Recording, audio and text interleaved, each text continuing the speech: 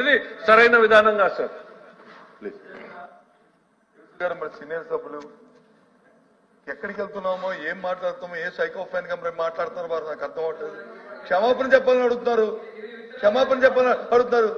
ఏమిటో నాకు అర్థం, ఏంటో సైకోఫాన్ నాకు అర్థం అవట్లేదు. ఎందుకు ఆ తాపత్రయం అర్థం అవట్లేదు. దయచేసి నో ఇది కరెక్ట్ కదా దేశ, దయచేసి నేను తప్పు మాడితే నా రికార్డు నేను మాట్లాడే మాట తీసేయండి అధ్యక్ష, నాకు అభ్యంతరం లేదు. కానీ ఈ టైప్ ఆఫ్ ఈ విధంగా ప్లీజ్ ఆయన క్షమాపణతో తొలగించమనండి, ఆయన క్షమాపణ తొలగించమనండి. ఏమనుకుంటున్నారు అధ్యక్ష? పైన సైకో అని చెప్పి మాట్లాడతారు, సైకోలా మాట్లాడతారు, అది కరెక్ట్ కాదు అధ్యక్ష. సైకో అధ్యక్ష, నేను ముందే చెప్పాను నేను మాట్లాడుతుంటే ఎందుకంటే నేను ఈ క్వశ్చన్ లో నేను కాదు, దయచేసి నేను ఈ క్వశ్చన్ లో నేను సిగ్నేటరీ కాదు.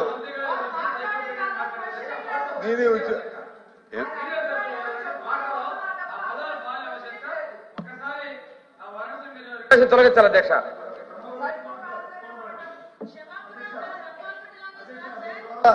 మీ ద్వారా కూర్చోమ్మా ఎందుకు సార్ ఉన్నారు కదా, కూర్చో. మీ మంత్రి గారు ఉన్నారు కదా, కూర్చో. అధ్యక్ష, మీ ద్వారా అడుగుతాను అధ్యక్ష, ఈ విషయాన్ని తెలుసుకునే విషయాన్ని నేను మంత్రిగా ఉన్నప్పుడు జరిగిన విషయాన్ని మాట్లాడమంటే మాట్లాడతాను, వద్దు కూర్చోండి ఇంకో ఫార్మల్ ఏంటంటే వస్తాను. ఆయన మంత్రి గారు చెప్పనండి, నేను వస్తాను. అధ్యక్ష, హౌస్ ఎజెండా అనేది బిఎస్సి, హౌస్ ఎజెండా అనేది బిఎస్సి నిర్ణయిస్తుంది. విద్యలో మనం తీసుకొస్తున్న సంస్కరణల పైన చర్చ జరగాలని ఆనాడు వైకాపానే కోరింది. మేము ఒప్పుకున్నాం, ప్రిపేర్ అయ్యి హౌస్కి వచ్చాం. హౌస్ చైర్మన్ గారు చెప్పినట్టు నడుస్తుంది, ప్రతిపక్షంలో ఉన్న పార్టీ చెప్పినట్టు నడవదు. కావాల్సినప్పుడు డిబేట్ పెట్టండి, మాకు ఈరోజు మూడ్ బాగాలేదు, మేము బయట ఎక్కడికో వెళ్ళాలి, మాకు వేరే పనులు ఉన్నాయి, లేదా మాకు పార్టీ మీటింగ్ ఉంది, మేము వెళ్తాం, మీరు పోస్ట్పోన్ చేయాలనుకుంటే దానికోసం ఇక్కడ ప్రభుత్వం లేదు, గౌరవ చైర్మన్ గారు లేరు.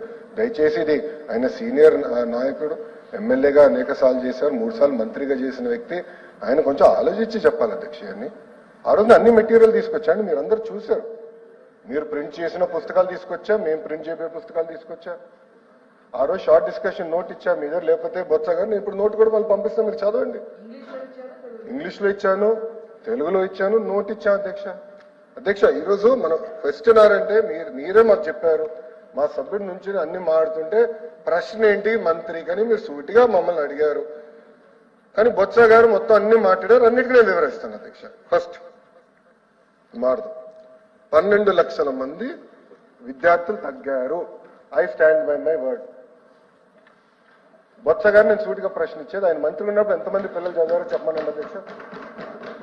ఎంతమంది పిల్లలు చదివారని చెప్పమనండి స్కూల్ ఎడ్యుకేషన్లో, అప్పుడు తెలుస్తుంది.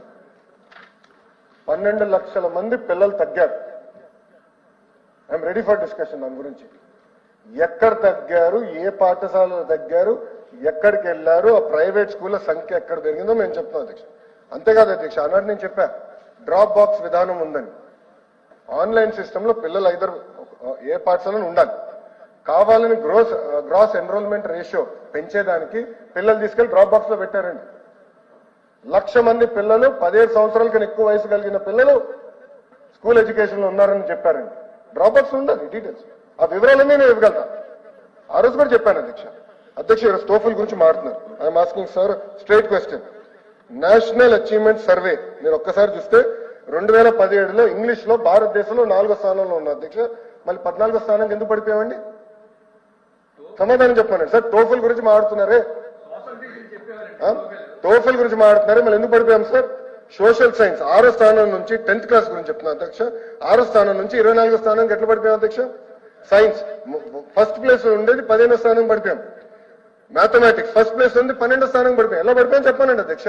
గొప్పలు చెప్తున్నారు ఐబీ గురించి. ఐబీ మీరు ఏం చేశారండి? మంత్రి గారిని, మాజీ మంత్రి గారిని సూటిగా నేను ప్రశ్నిస్తున్నాను, ఏం చేశారు మీరు ఐబీ?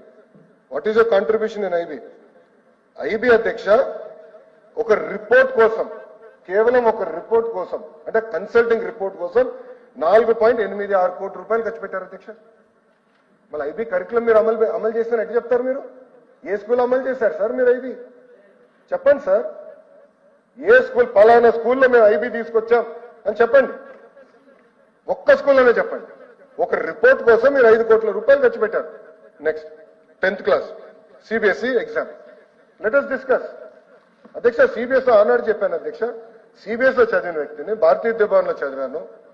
సిబిఎస్ఈ వస్తుందంటే పిల్లలు ప్రిపేర్ అవ్వాలి, యూనిట్ టెస్ట్ ఉండాలి, మనకి pre final, semifinals, pre finals, mock finals, అన్ని ప్రిపరేషన్ జరగాలి.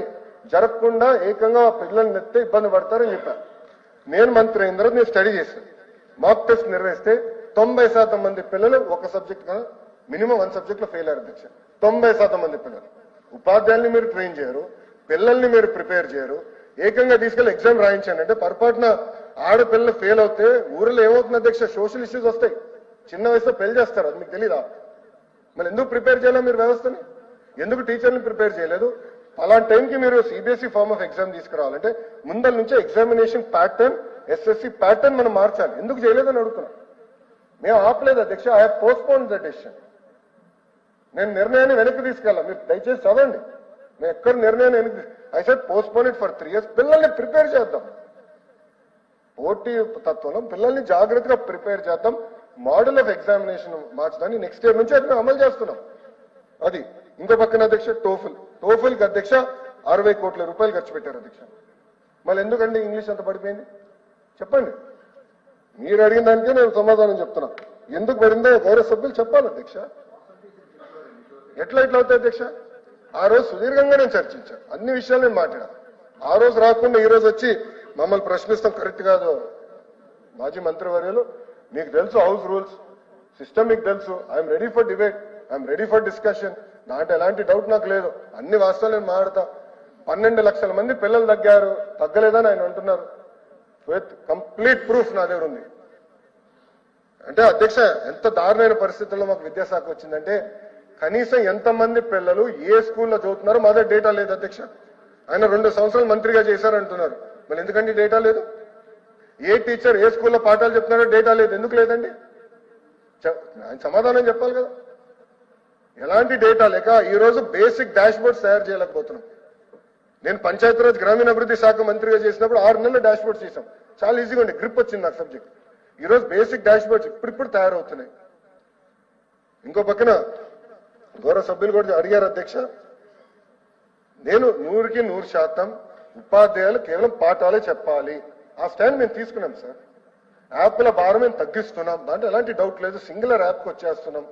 సో ఉపాధ్యాయుల బాధ్యతలు ఏంటి, ఎంఈఓ బాధ్యతలు ఏంటి, డిఓ బాధ్యతలు ఏంటి, హెడ్ మాస్టర్ బాధ్యతలు ఏంటి, సింగిల్ యాప్ తీసుకొస్తున్నాం. అదే యాప్ లో తల్లిదండ్రులు కూడా వస్తారు. సో వాళ్ళ పిల్లల అటెండెన్స్ ఏంటి, పిల్లల పర్ఫార్మెన్స్ ఏంటి, ట్రాన్స్పరెంట్ గా చూడాలి. ప్రైవేట్ స్కూల్ కి ధీటుగా బెటర్ గా మనం చేయాలనే లక్ష్యంతో చేస్తున్నాం. సో ఉపాధ్యాయులు కేవలం పాఠాలే చెప్పాలని నిర్ణయం తీసుకున్నాం. పిల్లల్ని రాజకీయ కార్యక్రమాలు పంపించదు, గౌరవ ముఖ్యమంత్రి గారి ప్రోగ్రాం ఉందని తీసుకెళ్లి గత ప్రభుత్వం లాగా దారి పొడుగున నుంచోబెట్టద్దని నేను చెప్పాను అధ్యక్ష. గత 10 నెలలు మేము అదే పాటిస్తున్నాం. పిల్లలు స్కూల్లో ఉండాలా, పాఠాలు కరెక్ట్ గా నేర్చుకోవాలా, వాళ్ళు ప్రయోజకులుగా మారాలి, అది మా లక్ష్యం అధ్యక్ష. దాంట్లో ఎలాంటి డౌట్ లేదు. మీకు తెలుసు యూనియన్స్ తో గత ప్రభుత్వంలో కాదు అధ్యక్ష, పరదాలు కట్టుకుని ఎవరు తిరగట్లా. యూనియన్స్ తో మేము మీటింగ్ పెడుతున్నాం.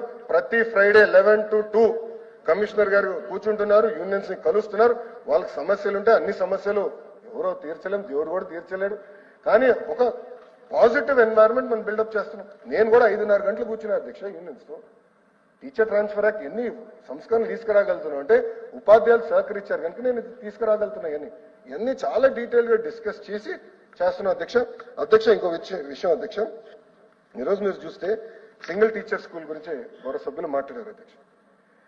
ఈరోజు 12,512 పాఠశాలలో సింగిల్ టీచర్ ఉన్నారు అధ్యక్ష. ఇది వాస్తవం, ఇట్స్ ఫ్యాక్ట్. అంటే 30% పాఠశాలలో సింగిల్ టీచర్ ఉన్నారు అధ్యక్ష. అందుకే అధ్యక్ష మోడల్ ప్రైమరీ స్కూల్ కింద కనీసం ఒక 7-8 వేల మోడల్ ప్రైమరీ స్కూల్స్ వస్తే ఒక క్లాస్ ఒక టీచర్ అందించడానికి అవకాశం కలుగుతుందని బలంగా మీరు నమ్మారు. అందుకే మీరు ఈ సంస్కరణలు ఒప్పుకున్నారు. అందరం కలిసికట్టుగా ఇది తీసుకొస్తున్నాం. దీనివల్ల లెర్నింగ్ అవుట్కమ్స్ ఇంప్రూవ్ అవుతుందని నేను బలంగా నమ్ముతున్నాను. సో ఒక పక్కన ఉపాధ్యాయులకి ఇతర పనులు తగ్గించి కేవలం పాఠాలు చెప్పే బాధ్యత పెట్టి, ఇంకో పక్కన టెక్నాలజీతో జోడించి థర్డ్ లెర్నింగ్ అవుట్కమ్స్ పైన ప్రత్యేకంగా ఫోకస్ పెడితే తప్పనిసరిగా ఫలితాలు వస్తాయి అధ్యక్ష. ఆనాడు మీరు హౌస్ లో ఉన్నారు, షార్ట్ డిస్కషన్ నేను ఒకటే చెప్పిన.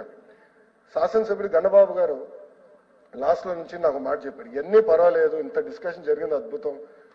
ఏ రోజైతే తల్లిదండ్రులు వచ్చి ప్రభుత్వ పాఠశాలలో మా పిల్లలు చేసిన రికమెండేషన్ లెటర్ ఇవ్వండి అని అంటారో అప్పుడే ప్రభుత్వ పాఠశాల నాణ్యత పెరిగిందని మనం బలంగా నమ్మగలుగుతామని చెప్పారు. ఆ రోజు శాసనసభలో నేను చెప్పాను గౌరవ సభ్యుడికి, I accept this challenge, it's worth fighting sir, నాకు 2 years ఇవ్వండి, చేసి చూపించే బాధ్యత నేను తీసుకుంటాను గౌరవ సభ్యుడు చెప్పాను. దానికి కట్టుబడి ఉన్నాను అధ్యక్ష, తప్పనిసరిగా చేసి చూపిస్తాను.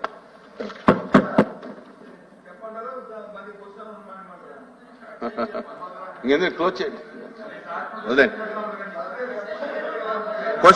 Question number 13926 minister for finance minister గారు.